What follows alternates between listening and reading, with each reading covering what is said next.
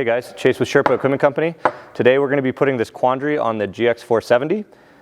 We've already removed the factory rack. If you need help with that, click the link in the description. That will help you get that off.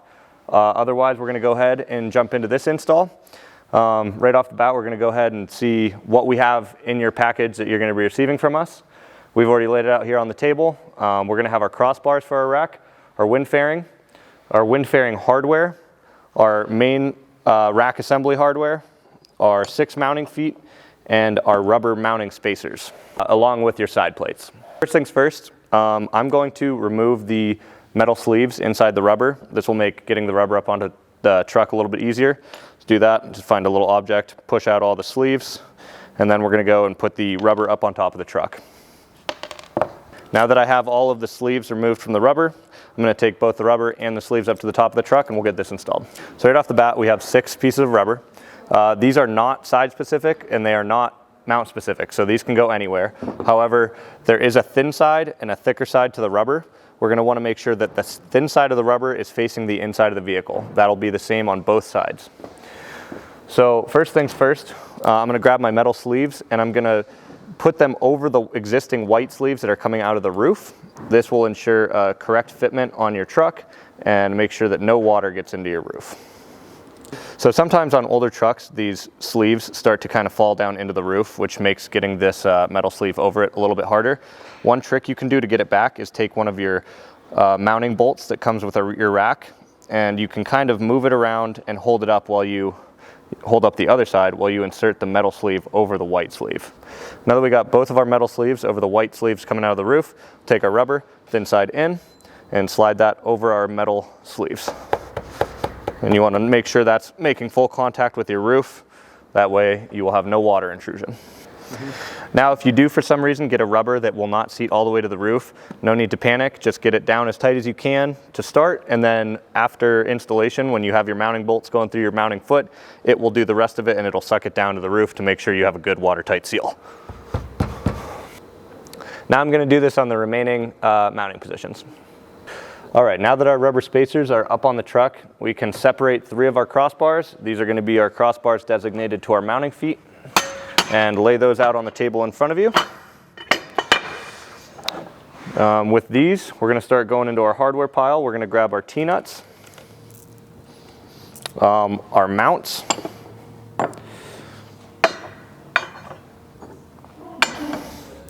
and then we're going to also have our silver washers ready, along with our hex 5/8 bolts. You'll notice your mounts are labeled F, M, and R. That's for front, middle, rear, so you want to make sure both your fronts are together, etc. And then we're going to go ahead, grab our T-nuts. You're going to need 4 T-nuts per crossbar. To insert your T-nut, you're just going to drop it round side down into the slots. It does not matter which way the wide side goes, as long as they sit in the slots nicely. Once you have your T-nuts inserted, you can grab your mount. Grab your short hex bolts with the silver washer, and we'll go ahead and loosely thread these into the T-nuts. You want to leave them loose because you will be moving them back and forth through the installation process. When you're installing these mounts, you want to make sure your bottom of the mount is facing towards the end of the crossbar. That'll help with the correct orientation on your truck.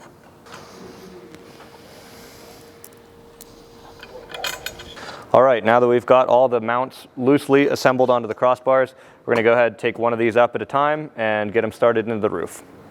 So your new mounting hardware is going to be these M8 hex bolts and your M8 bonded washers.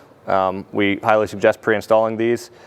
Take your M8 bonded washer and slide it all the way down to the bottom of the bolt or to the hex head.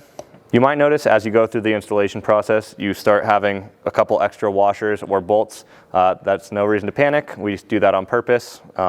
You can just set them to the side. You might not need them for the installation.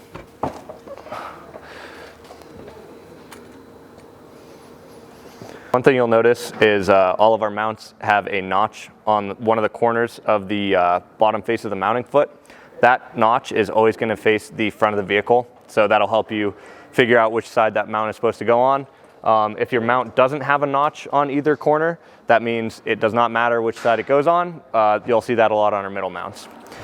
So now that we are sure that all of our mounts are on the correct side, everything's lined up where it should be, we're going to go ahead, take our mounting bolts, and start threading them into the roof. Right at the beginning here, we're just going to get them started just to hold everything in place.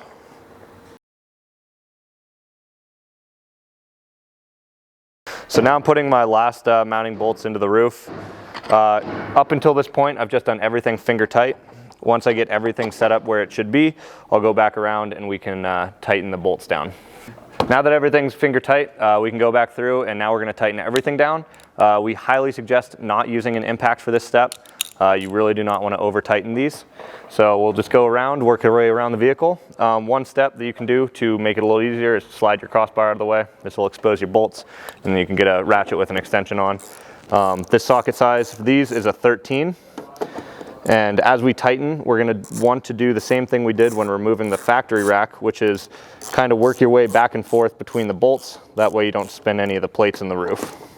So now that we're getting them tightened down, we're going to go ahead and take a peek at the bonded washer. It's tight when the bonded washer starts to compress. You'll notice the little rubber ring starts to pop out from the sides of the bonded washer. It's very easy to over tighten these, but there's absolutely no need. That will also ensure that you have a good watertight seal on your rack. Now I'm going to work my way around the rack and tighten the rest of the bolts down. So the next step is going to be centering up your crossbars. To do this, it's helpful to have a friend help you. If not, you can do it by yourself. But what we're going to do is take a tape measure from the inside of the mounting foot, the inside face of the mounting foot, to the outside edge of the crossbar. And you're just going to replicate that measurement on that side. Try to find your middle ground. On the front bar, we are sitting right around 3 3/4. The middle mount, we are sitting right around 4 5/8. And the rear mount, we're sitting around 5 1/2. Again, these numbers are going to change vehicle to vehicle, but it's a good starting point. Once you get them squared away, you can go ahead and tighten down the bolts going up into the crossbar. I usually just do finger tight until I'm ready to come back around with a 7/16 wrench. Now we can take our 7/16 wrench and tighten all the bolts going into the crossbar from the bottom. One thing to note when you're tightening these is you can hear the T-nut inside that extrusion. You can hear it start biting. After you hear that, maybe give it a couple more turns, but you definitely do not need to over tighten these. Now that everything is tight on top of the truck, we will install our side plates.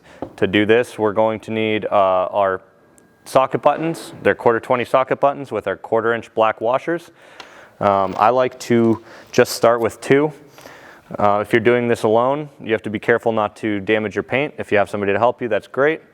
But if not, we'll go ahead and just get 2 socket buttons started right off the bat. So to get this up by yourself, it's a little bit of a balancing act, but I like to shoot for the rear mount and the front mount before the middle. So you'll line up your smaller slots, and you can go ahead and just start threading in one of your socket buttons into your crossbar. Notice I keep my front of the rack up and away from the paint. Then I'll move forward and I will take my second socket button and I will do the same thing on the front. Again, we're just going to start these and we'll tighten everything down after. Now that I got the driver's side started, I'm going to do the same thing on the passenger side.